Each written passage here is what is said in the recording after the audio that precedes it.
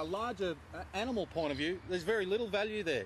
And so this style of habitat creation, I think, can greatly increase the value of that tree, rather than having it just as a stump.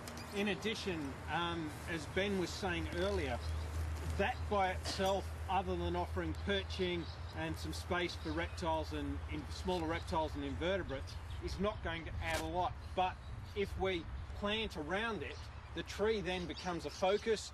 As Perry was talking about earlier, it provides more space to land on, and we can create more habitat around it, so that tree becomes more valuable than it would otherwise. And so look how quick these acacia pycnanthus are kicking along. Fantastic. And realistically, hopefully Jennifer and co plant the whole shooting match out underneath, and that you end up with a community coming up around it, right from the soil level, with ground litter, with forbs, with small ground covers and shrubs, through to the middle story, and then up to finally the upper story. Absolutely. So Ben, were you saying that one inside, or James, has very little habitat value? Right now, or for larger mammals, yeah. Where are they going to go? They're going to sit there for 5 minutes and then fly off. Perching for birds, and as a stop-off point or a viewing point like kookaburras or something like that, will use it to see what's on the ground. Certainly magpies and other species will use it to guard their territory. Birds flying through will use it as a stop-off, but that's about the extent of its level. Its vertical height is its real benefit to the birds at the moment, and that's about it. But say Paddy does some work on it, some hollows, is the larger fauna going to be attracted to the living tree more so than the dead tree? And I think this is what we're going at. We've gone from existing hollows in good living trees to, okay, well this is, at least we've still got something here, but hot trees like this may be perfect for bat habitat. Absolutely. And so targeting your tree. Now this tree's fairly well shaded, even at 11 o'clock in the morning. But by lunchtime, it's going to be in full sun. But then, fairly soon after, it'll be in shade from the ironbark. Yeah. So you may get some good habitat here for galahs, for possums, and for smaller birds. But the big one back out where we were before, it's in full sun all day. So it's unlikely, I would reckon, that they're going to utilise that. And so having somebody like James say, well, look, you do get a bit of shade here, get some bigger hollows, whereas on the one out there, look, really focus your efforts on bats. You're going to get more value from bats. But then, I think if you look at the hierarchy, maintaining your existing habitat, utilising dead trees on a case-by-case basis where you can, but then ultimately moving to living trees and getting habitat in living trees, I think that's about the pinnacle of where we're trying to go here. I mean, possums are a fascinating example. They have hollow fur, so they can put up with sub-zero temperatures, they can put up with temperatures. I've been in roofs, 38-degree days, and seeing possums this far under a black slate roof. Because they have hollow fur, as long as they maintain it and keep it clean, it offers brilliant insulation. So they will use it. The question is, how is a mammal going to get there? So unless we have some other canopy that they can get there through, its isolation is one of the problems. Have you had any experience with fauna? I know that along the Hume Freeway, across we've got fauna bridges which are made out of rope about that wide. Yep. And it's not a giant leap of faith here to get a fauna bridge from here across to there and across to the side of Roxelin to get you that level of connectivity that would then utilise the habitat. In fact, the East Coast are far ahead of us on this. Holbrook, there's going to be a bypass on the Hume Highway via Holbrook, and one of the things they are going to put in, they're putting in something like 300 hollows as far as nest boxes are concerned. Doing something along the line Ben and Pat are talking about would be even better, but as part of that process, they're putting in highways, and up in Queensland, they're actually making whole overpasses so wildlife can move through the environment. And in fact, roads have been identified as probably the biggest barriers to wildlife moving through the landscape, with the possible exception of birds. Go for it, Patrick. Alrighty. So you've probably all had a quick look at the paper. What we're going to demonstrate is just briefly how to do one in a branch stub, so on a light. Probably get yourself into a position where you can see as many of the cuts as possible. The wind is going that way, so if you want to get covered in sawdust, stand down on this edge. The first thing to do is basically work out where you're going to put it. And generally what we've found with the chainsaws, I've got two with me. The smaller chainsaws seem to be a hell of a lot better and a lot easier. A lot of the stuff we do is boring with the tips. The narrower tip on the chainsaw makes a huge difference to your boring cuts. You'll notice that in a minute. And that is one thing to be very mindful of, is that we are using a chainsaw. They're an exceptionally dangerous tool, and we're probably using a chainsaw right to the extremities of how it's meant to be used as far as boring is concerned. So don't get the apprentice to do it. Yeah. And Pat, before you start, can you assess that limb and we can think about what sort of wildlife that limb could be used for? Yep. So, depending on the size of the limb will literally depend on the size of the hole that you can create, or the size of the hollow you can create for habitat and what type of wildlife is going to use it. So, if you've got a small limb in a tree, you'll only be able to create a very tiny hollow. I'd say up to about 150 mil you can use a chainsaw with. Anything less than that, we're just not skillful enough to create neat cuts and those sort of things to do it. So 150 to 200 mil and above. Once you get to the larger sections of the tree, you can use a bigger chainsaw and we can just create bigger and bigger and bigger cavities.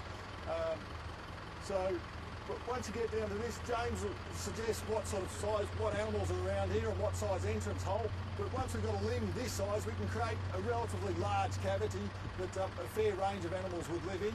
And then that's going to be determined what size entrance hole we put on that cavity. So I'll just start by taking, it's been named the faceplate. I'm not sure where that came from, but we've basically started calling it the faceplate. So all we'll do is a couple of vertical cuts and then a boring cut to pull it off. And we'll keep going from there.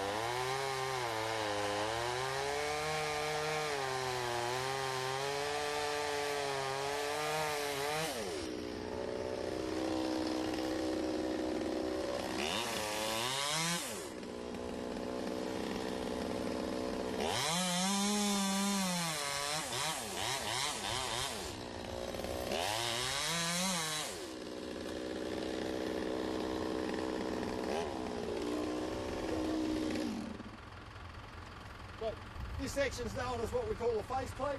What we'll do now is we'll just keep this in the bucket for a minute. I'll basically mark out the size of the cavity we're going to take out. We'll create a cavity in here. Then later on, we'll put this piece back, screw it back on, drill the entrance size that we'd like, and we should have a hollow. So we'll just take out of here, basically just with a bit of boring, create a cavity. I'll swap saws, because I'll use this little one. The reason for the swap in the saws is that this has got a much more pointier bar and tends to be a lot easier to control for the boring cuts.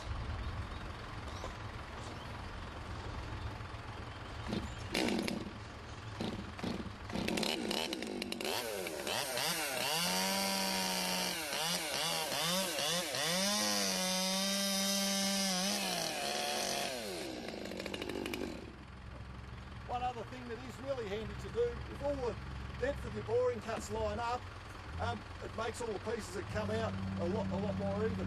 So if you put a texture mark on your chainsaw bar, it doesn't have to be anything flash, as long as you can regulate exactly where you're going to go back to. All your cuts will end up the same depth, and means all the pieces of wood will come out the same size.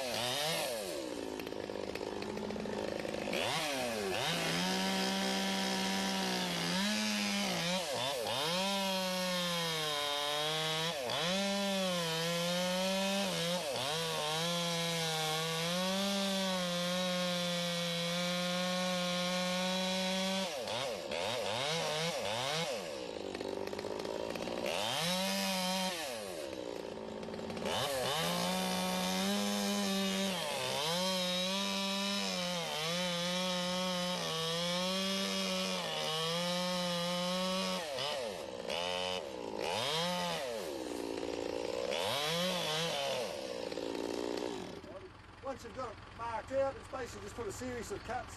You've got to do it lengthways with the timber, and you'll find they'll split out quite easily.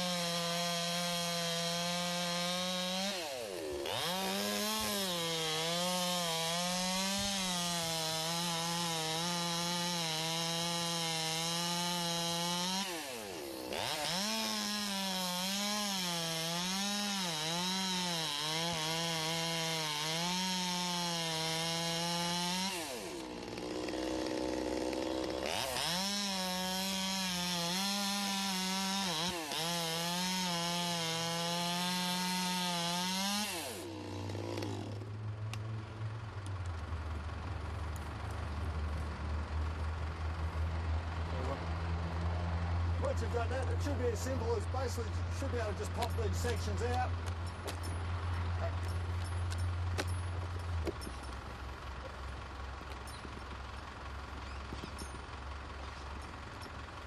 The whole idea of this was to try and get something that's relatively simple and easy to do so that the average practicing chainsaw operating arborist can do it.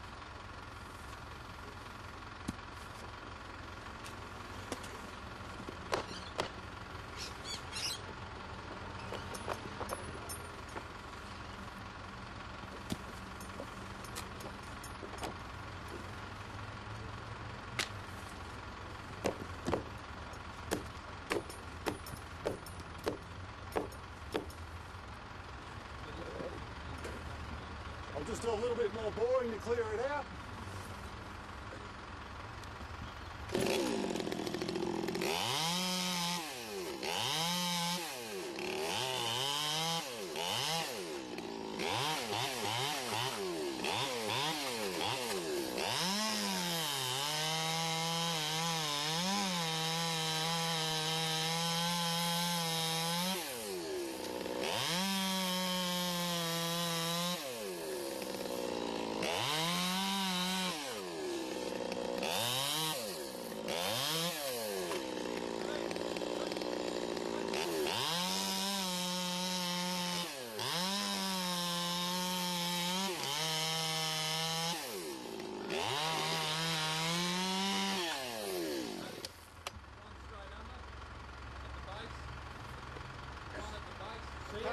At the point, yeah.